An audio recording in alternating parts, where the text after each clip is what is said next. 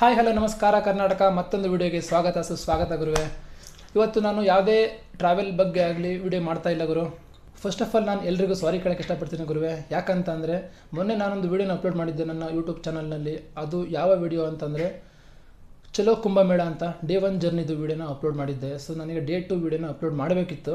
So but ನಾನೀಗ Soujanya case ವಿಚಾರವಾಗಿ ಈ ವಿಡಿಯೋ ಮಾಡ್ತಾಯಿದ್ದೀನಿ. ಸೊ ಇದನ್ನು ಅಪ್ಲೋಡ್ ಮಾಡ್ತಾಯಿದ್ದೀನಿ. ಆ ವಿಡಿಯೋ ಅಪ್ಲೋಡ್ ಮಾಡೋಕ್ಕೂ ಮುಂಚೆ ಮಾಡ್ತಾಯಿದ್ದೀನಿ ಅನ್ನೋ ಕಾರಣಕ್ಕೋಸ್ಕರ ಸಾರಿ ಕೇಳ್ತಾಯಿದ್ದೀನಿ. ಬನ್ನಿ ಗುರುವೆ, ಹಾಗಾದ್ರೆ ಇವತ್ತಿನ ವಿಡಿಯೋ ಶುರು ಮಾಡೋಣ. ಲೇಟ್ ಮಾಡೋದು ಬೇಡ. ನೀವೆಲ್ಲರೂ ನೋಡ್ತಾನೆ ಇದ್ದೀರಾ ಒಂದು ವೀಕಿಂದ ಈ ಸೋಷಿಯಲ್ ಮೀಡಿಯಾಗಳಲ್ಲಿ, ಲೈಕ್ ವಾಟ್ಸಪ್, ಫೇಸ್ಬುಕ್, ಯೂಟ್ಯೂಬ್ಗಳಲ್ಲಿ ನೀವು ನೋಡ್ತಾನೆ ಇರ್ತೀರಾ. ಮತ್ತು ಈಗ ನಾನು ಕೂಡ ಅದೇ ವಿಷಯವಾಗಿಯೇ ಮಾತಾಡ್ತಿರೋದು ಗುರುವೆ. ಆ ವಿಚಾರ ಯಾವುದು ಅಂತ ಹೇಳಿದರೆ, ಈ ವಿಡಿಯೋದ ತಮ್ಮನೆಲ್ಲ ನೋಡಿ ನಿಮಗೆ ಗೊತ್ತಾಗಿರುತ್ತೆ ನಾನು ಮಾತಾಡ್ತಿರೋದು ಯಾವ ವಿಷಯವಾಗಿ ಅಂತ ಹೇಳ್ಬಿಟ್ಟು. ಹೌದು ಗುರುವೆ, ಇವತ್ತಿನ ವಿಷಯ ಬಂದ್ಬಿಟ್ಟು ಸೌಜನ್ಯ ಕೇಸ್ ವಿಷಯವಾಗಿ ನಾನು ಮಾತಾಡ್ತಿರೋದು. ನಿಮಗೆ ಗೊತ್ತಾ ಗುರುವೆ, ಕನ್ನಡ ಯೂಟ್ಯೂಬ್ ಇಂಡಸ್ಟ್ರಿಗೆ ಬೆಂಕಿ ಹಚ್ಚಿರೋದು ಸಮೀರ್ ದೂತ. ಯಾಕೆ ಅಂತ ಹೇಳಿದರೆ, ಅವ್ರು ಇತ್ತೀಚೆಗೆ ಒಂದು ವಿಡಿಯೋ ಮಾಡಿದರು ಸೌಜನ್ಯ ಕೇಸ್ ಬಗ್ಗೆ. ಆ ವಿಡಿಯೋ ಇವತ್ತಿಗೆ 1.7 crore ವ್ಯೂಸ್ ಆಗಿದೆ. ನಾನು ಕೂಡ ಆ ವಿಡಿಯೋದ ಲಿಂಕ್ನ ವಾಟ್ಸಪ್ಪಲ್ಲೆಲ್ಲ ಶೇರ್ ಮಾಡಿದ್ದೆ. ಆದಷ್ಟು ಎಷ್ಟು ಜನ ಆಗ್ತಾರೆ ಅಷ್ಟು ಜನ ನೋಡಲಿ ಅಂತ ಹೇಳ್ಬಿಟ್ಟು ನನ್ನ ವಾಟ್ಸಪ್ ವಿಡಿಯೋನೇ 470+ ಜನ ನೋಡ್ತಾರೆ. ಸೊ ಹಾಗಾಗಿ ಅದರಲ್ಲಿ ಎಷ್ಟು ಜನ ವಿಡಿಯೋ ನೋಡಿದ್ರೆ ಗೊತ್ತಿಲ್ಲ. ಸೊ ನನ್ನ ಸ್ಟೇಟಸ್ ನೋಡೋರು ದಯವಿಟ್ಟು ಸಮೀರ್ ಅವ್ರನ್ನ ಅಕೌಂಟಿಗೆ ಹೋಗ್ಬಿಟ್ಟು ಆ ವಿಡಿಯೋನ ನೋಡಿ ಅಂತ ಹೇಳಕ್ಕೆ ಇಷ್ಟಪಡ್ತೀನಿ. ಇನ್ನು ಯಾರ್ಯಾರು ಆ ವಿಡಿಯೋನ ನೋಡಿಲ್ಲ ಆದಷ್ಟು ಬೇಗ ನೋಡಿ. ಆ ವಿಡಿಯೋ ಎಷ್ಟು ಜನ ಇರುತ್ತೋ ಇರಲ್ಲೋ ಗೊತ್ತಿಲ್ಲ. ಇದಕ್ಕೂ ಮುಂಚೆನೇ ಅವ್ರೊಂದು ಸಲ ಅದನ್ನು ಪ್ರೈವೇಟಿಗೆ ಹಾಕಿದ್ರು.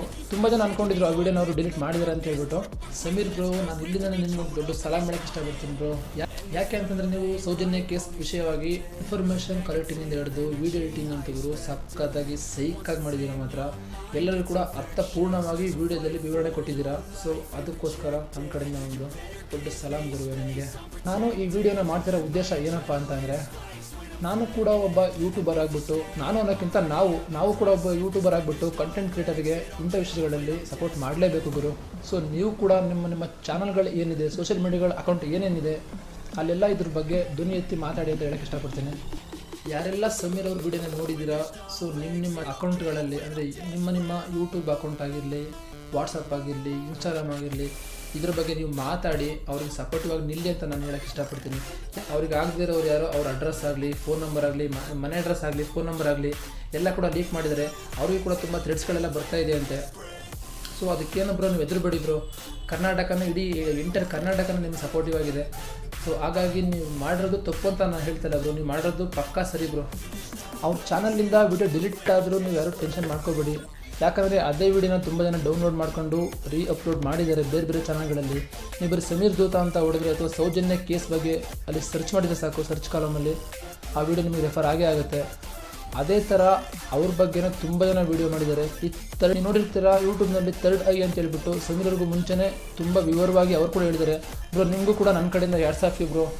ಆ್ಯಂಡ್ ನಮ್ಮ ಕನ್ನಡದವ್ರು ಇನ್ನೊಬ್ಬರು ಗಂಧದ ಗುಡಿ ವ್ಲಾಗ್ಸ್ ಅಂತ ಹೇಳ್ಬಿಟ್ಟು ರೀಸೆಂಟಾಗಿ 2-3 ದಿನದ ಹಿಂದೆ ಸೌಜನ್ಯ ಅವ್ರ ಮನೆಗೆ ಖುದ್ದಾಗಿ ಅವರೇ ಹೋಗ್ಬಿಟ್ಟು ಅವ್ರ ತಾಯಿನೆಲ್ಲ ಮೀಟ್ ಮಾಡಿ ವೀಡಿಯೋ ಮಾಡಿದ್ದಾರೆ. ಅದನ್ನು ಕೂಡ ಡಿಸ್ಕ್ರಿಪ್ಷನಲ್ಲಿ ಲಿಂಕ್ ಹಾಕಿರ್ತೀನಿ. ಗಂಧದ ಗುಡಿ ವ್ಲಾಗ್ಸ್ ಮತ್ತು ಥರ್ಡ್ ಐ ಅನ್ನೋ ವ್ಲಾಗ್ ಅದ್ರದ್ದು ಮತ್ತು ಸಮೀರ್ ಅವ್ರದ್ದು 3 ಕೂಡ ನನ್ನ ಡಿಸ್ಕ್ರಿಪ್ಷನಲ್ಲಿ ಹಾಕಿರ್ತೀನಿ. ಸೊ ಯಾರ್ಯಾರು ನಾನು ನೋಡಿಲ್ಲ ದಯವಿಟ್ಟು ನೋಡಿ ಅಂತ ಹೇಳೋಕ್ಕೆ ಇಷ್ಟಪಡ್ತೀನಿ. ಏನಪ್ಪ ಅಂತಂದರೆ ಈಗ ನಮ್ಮ ದರ್ಶನ್ ಸರ್ ಹೇಳ್ತಾಯಿದ್ರು ಚಾಲೆಂಜ್ ಮೀಡಿಯಾದವರಿಗೆ ಏನ್ರಿ ಮೀಡಿಯಾ ಅಂತ. ಸೊ ಈಗ ನಾವು ಕೂಡ ಕೇಳಬೇಕಾಗಿದೆ, ಏನ್ರಿ ಮೀಡಿಯಾ ಅಂತಲ್ಲ ಎಲ್ರಿ ಮೀಡಿಯಾ ಅಂತ ಕೇಳಬೇಕಾಗಿದೆ. ಬೇರೆ ಟೈಮಲ್ಲೆಲ್ಲ ವಿಷಯನ ಯಾವುದ್ಯಾವುದೋ ವಿಷಯನ ತೊಗೊಂಡ್ಬಿಟ್ಟು ಟೆಲಿಕಾಸ್ಟ್ ಮಾಡ್ತಾರೆ. ಸೌಜನ್ಯ ಕೇಸ್ ವಿಚಾರವಾಗಿ ಸಮೀರ್ ದೂತ ಅವರು ವಿಡಿಯೋ ಮಾಡಿದ್ದಾರೆ. ಇದ್ರದ್ದು ಅವ್ರು ಯಾರು ಕೂಡ ಟೆಲಿಕಾಸ್ಟ್ ಮಾಡ್ತಾ ಇಲ್ಲ. ಯಾಕೆ ಅಂತ ನಾವು ಕೂಡ ಮೀಡಿಯಾದವ್ರನ್ನ ಕ್ವಶನ್ ಮಾಡಲೇಬೇಕು.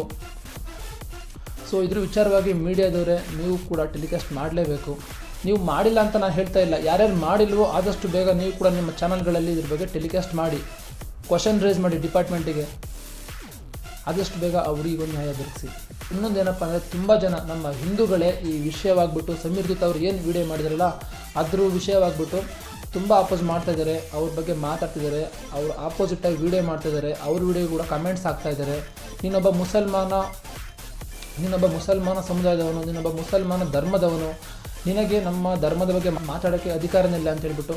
ಬಟ್ ಅವರಿಲ್ಲಿ ಧರ್ಮದ ಬಗ್ಗೆ ಮಾತಾಡ್ತಾ ಇಲ್ಲ ಗುರು. ಅವರೊಂದು ಅನ್ಯಾಯದ ಬಗ್ಗೆ ಧ್ವನಿ ಎತ್ತಿದ್ದಾರೆ ಅಷ್ಟೇ.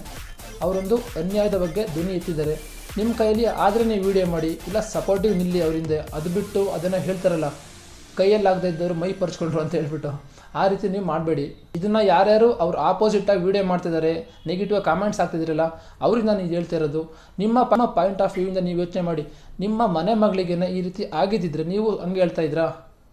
ನೀನೊಬ್ಬ ಬೇರೆ ಸಮುದಾಯದವನು, ಬೇರೆ ಧರ್ಮದವನು, ನಮ್ಮ ಮಗಳಿಗೆ ಹಿಂಗಾಗಿದೆ, ನಿಮಗೆ ಕ್ವಶನ್ ರೇಸ್ ಮಾಡೋ ಅಧಿಕಾರ ನಿಂಗಿಲ್ಲ ಅಂತ ನೀವು ಹೇಳ್ತಾ ಇದ್ದೀರಾ? ಆ ರೀತಿ ಯೋಚನೆ ಮಾಡಿಬಿಟ್ಟು ನೀವು ಇದು ಮಾಡಿ. ನಾನು ಇಂಥವ್ರೆ ಅಂತ ಪಾಯಿಂಟ್ ಮಾಡಿ ಟ್ಯಾಗ್ ಮಾಡಿ ಹೇಳ್ತಾ ಇಲ್ಲ. ತುಂಬ ಜನ ತುಂಬ ವೀಡಿಯೋನ ನಾನು ನೋಡಿದ್ದೀನಿ. ಸಮೀರ್ ಅವ್ರು ಆಪೋಸಿಟಾಗಿ ವೀಡಿಯೋ ಮಾಡ್ತಾಯಿದ್ದೀರಾ. ಅವ್ರು ಹೇಳಿರೋದೇನು ಹೇಳಿ? ಧರ್ಮದ ವಿಚಾರವಾಗಿ ಯಾವುದನ್ನು ಕೂಡ ಹೇಳಿಲ್ಲ. ಅವ್ರು ಹೇಳಿರೋದೇನು? ಧರ್ಮಸ್ಥಳ ಹಿಂದೂ ದೇವಸ್ಥಾನ, ಹಿಂದೂಗಳದ್ದೇ ಆಗಿರಬೇಕು ಅಂತ ಹೇಳಿದ್ದಾರೆ. ಅದರಲ್ಲಿ ಏನು ತಪ್ಪು ಗುರು? ಇದ್ರ ಬಗ್ಗೆ ಆದರೆ ನೀವು ಧ್ವನಿ ಎತ್ತಿ ನೀವು ಕೂಡ ವೀಡಿಯೋ ಮಾಡಿ. ಯಾಕೆ ಆಗಲ್ವ? ನಿಮ್ಮ ಹತ್ರ ವೀಡಿಯೋ ಮಾಡಲಿಕ್ಕೆ ಆಗಲ್ವಾ? ಆದರೆ ನೀವು ಕೂಡ ವೀಡಿಯೋ ಮಾಡಿ. ಇಂಥ ಎಷ್ಟೋ ಕೇಸ್ಗಳು ಮುಚ್ಚೋಗಿದ್ದಾವೆ, ಅದು ನ್ಯಾಯನೇ ಸಿಗದೆ ಥರ ಮುಚ್ಚೋಗಿದ್ದಾವೆ. ಅದ್ರ ಬಗ್ಗೆ ವೀಡಿಯೋ ಮಾಡಿ, ಕೇಸ್ನ ಓಪನ್ ಮಾಡಿಸ್ಬಿಟ್ಟು ಅಂಥವ್ರಿಗೆಲ್ಲ ನ್ಯಾಯ ಕೊಡಿಸಿ. ಅದು ನಿಮ್ಮ ಹತ್ರ ಆಗೋದಿಲ್ವಾ? ಇವರು ಒಬ್ಬರು ಧ್ವನಿ ಎತ್ತಿ ಮಾತಾಡಿದ್ದಾರೆ ಅಂದಾಗ ಸಪೋರ್ಟಿವ್ ಆಗಿ ನಿಲ್ಲಿ. ಅವ್ರೇನು ತಪ್ಪಾಗೇನು ಹೇಳಿಲ್ಲ. ತಪ್ಪು ಯಾರು ಮಾಡಿದ್ರು ತಪ್ಪೇ, ದೊಡ್ಡವ್ರು ಮಾಡಿದ್ರು ತಪ್ಪೇ, ಸಣ್ಣವ್ರು ಮಾಡಿದ್ರು ತಪ್ಪೇ. ಅವ್ರು ತಪ್ಪು ಮಾಡಿದ್ದಕ್ಕೆ ಶಿಕ್ಷೆ ಆಗಲೇಬೇಕು.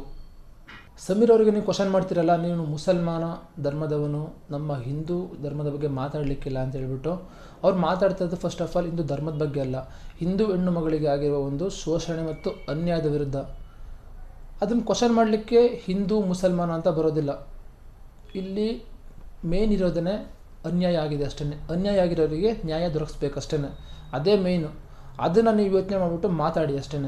ನೀವು ಇನ್ನೂ ಕೂಡ ಯಾರ್ಯಾರು ನೆಗೆಟಿವ್ ಆಗಿ ಮಾತಾಡ್ತೀರ ಅವ್ರ ಬಗ್ಗೆ ಮೊದಲುಬಿಟ್ಟು ವೀಡಿಯೋ ನೋಡಿ. ಅದರಲ್ಲಿ ಫುಲ್ಲು ಕ್ಲಿಯರ್ ಕಟ್ಟಾಗಿ ಹೇಳಿದ್ದಾರೆ ಏನೇನಾಗಿದೆ ಅಂತ ಹೇಳ್ಬಿಟ್ಟು. ಅದೆಲ್ಲ ಫುಲ್ ನೀವು ಸರಿಯಾಗಿ ನೋಡಿದರೆ ನೀವು ಈ ರೀತಿ ಮಾತಾಡ್ತಾ ಇರಲಿಲ್ಲ. ಯಾರೆಲ್ಲ ಅವ್ರು ಆಪೋಸಿಟಾಗಿ ವೀಡಿಯೋ ಮಾಡ್ತಿದ್ದಾರಲ್ಲ, ಧರ್ಮದ ವಿಚಾರವಾಗಿ ಅವ್ರು ಮಾತಾಡಿದ್ದಾರೆ, ಅವರಿಗೆ ಆ ಥರ ಮಾತಾಡಲಿಕ್ಕೆ ರೈಟ್ಸ್ ಇಲ್ಲ ಅಂತಂದ್ಬಿಟ್ಟು ಅಂಥವ್ರಿಗೆ ಈ ಮಾತು ನಂದು. ಅವ್ರು ಮಾತಾಡಿರೋದು ಧರ್ಮದ ಬಗ್ಗೆ ಅಲ್ವಲ್ಲ, ಒಂದು ಹುಡುಗಿಗೆ ಆಗಿರೋ ಅನ್ಯಾಯದ ಬಗ್ಗೆ ಅವ್ರು ಮಾತಾಡಿದ್ದಾರೆ. ಇಲ್ಲಿ ಯಾರು ಕೂಡ ಧರ್ಮದ ಬಗ್ಗೆ ಮಾತಾಡ್ತಾ ಇಲ್ಲ ಗುರು, ಮಾತಾಡ್ತಿರೋದೇ ನ್ಯಾಯದ ಬಗ್ಗೆ. ಅನ್ಯಾಯ ಆಗಿದೆ ಅಂಥವ್ರಿಗೆ ನ್ಯಾಯ ಸಿಗಲೇಬೇಕು ಅನ್ನೋದ್ರ ಬಗ್ಗೆ ಮಾತಾಡ್ತಾ ಇದ್ದೀವಿ. ಈಗ ಸೌಜನ್ಯಳಿಗೆ ಆಗಿರೋ ಅನ್ಯಾಯಕ್ಕೆ ನ್ಯಾಯ ಸಿಗಲೇಬೇಕು. ಇಲ್ಲಿ ಯಾವ ಧರ್ಮದವರು ಕ್ವಶನ್ ಮಾಡ್ತಾರೆ ಅನ್ನೋದು ಮುಖ್ಯ ಅಲ್ಲ. ಅನ್ಯಾಯ ಆಗಿದೆ, ನ್ಯಾಯ ಸಿಗಬೇಕು ಅಷ್ಟೇ. ಅದು ತಪ್ಪು ದೊಡ್ಡವ್ರು ಮಾಡಿರೋ ತಪ್ಪೆ, ಚಿಕ್ಕವ್ರು ಮಾಡಿರೋ ತಪ್ಪೆ, ತಪ್ಪು ಮಾಡಿದವರಿಗೆ ಶಿಕ್ಷೆ ಆಗಲೇಬೇಕು. ಆ ಕೇಸ್ನ ಓಪನ್ ಮಾಡಿಸಿ ಯಾರು ಅಪರಾಧಿಗಳಿದ್ದಾರೋ ಅವರಿಗೆ ಶಿಕ್ಷೆ ಆಗಲೇಬೇಕು. ಧರ್ಮಸ್ಥಳ ಪೊಲೀಸ್ ಅವರಿಗೆ ಏನು ಹೇಳಬೇಕು ಅಂತ ನಂಗೆ ನಿಜವಾಗ್ಲೂ ಗೊತ್ತಾಗ್ತಿಲ್ಲ. 12-13 ವರ್ಷ ಆಗ್ತಾ ಬಂತು. ಸೌಜನ್ಯಳಿಗೆ ಆಗಿರೋ ಅನ್ಯಾಯಕ್ಕೆ ಇನ್ನೂ ಕೂಡ ನ್ಯಾಯ ಸಿಕ್ಕಿಲ್ಲ ಗುರು. ಆಲ್ಮೋಸ್ಟ್ ಎಲ್ಲ ಎವಿಡೆನ್ಸ್ ಕೂಡ ನಾಶ ಮಾಡಲಿಕ್ಕೆ ಟ್ರೈ ಮಾಡಿದ್ದೀರಾ, ನಾಶ ಕೂಡ ಮಾಡಿದ್ದೀರಾ. ಇಂಥ ತುಂಬ ಕೇಸಸ್ಗಳು ನೀವು ಮುಚ್ಚಾಕಿದ್ದೀರಾ. ಸೊ ಆಲ್ಮೋಸ್ಟ್ ಯಾರ್ಯಾರ ಕೇಸಸ್ ಎಲ್ಲ ಮುಚ್ಚಾಕಿದ್ದೀರಾ ಅವ್ರದ್ದೆಲ್ಲರಿಗೂ ನ್ಯಾಯ ಸಿಗಲೇಬೇಕು. ಸಮೀರ್ ಅವರಿಗೆ ಬೆಂಬಲ ನೀಡಲೇಬೇಕು. ಇದೆಲ್ಲ ಹೇಳ್ತಾ ನಾನು ಲಾಸ್ಟ್ ಒಂದು ಮಾತು ಹೇಳ್ತಾ ಇದ್ದೀನಿ ಗುರುವೆ. ಸಮೀರ್ ಅವ್ರು ಮಾಡಿರೋದು ತಪ್ಪಂತೂ ಅಲ್ಲ, ತುಂಬ ಒಳ್ಳೆ ಕೆಲಸ ಇದು. ಇಲ್ಲಿಗೆ ಈ ವಿಡಿಯೋನ ಮುಗಿಸ್ತಾ ಇದ್ದೀನಿ ಗುರುವೆ. ನೆಕ್ಸ್ಟ್ ವಿಡಿಯೋದಲ್ಲಿ ಸಿಗೋಣ. ಅಲ್ಲಿವರೆಗೂ ಬಾಯ್. ಬಟ್ ಇನ್ನೊಂದು ಹೇಳೋಕ್ಕೆ ಇಷ್ಟಪಡ್ತೀನಿ, ಎಲ್ಲರೂ ಕೂಡ ಈ ವಿಷಯದ ಬಗ್ಗೆ ಧ್ವನಿ ಎತ್ತಿ ಮಾತಾಡಿ ಸೌಜನ್ಯ ಅವರಿಗೆ ನ್ಯಾಯ ಸಿಗಲೇಬೇಕು, ಸಿಗೋ ತನಕ ಬಿಡಬಾರ್ದು ಅಂತ ಹೇಳ್ತಾ thank you for watching. Bye.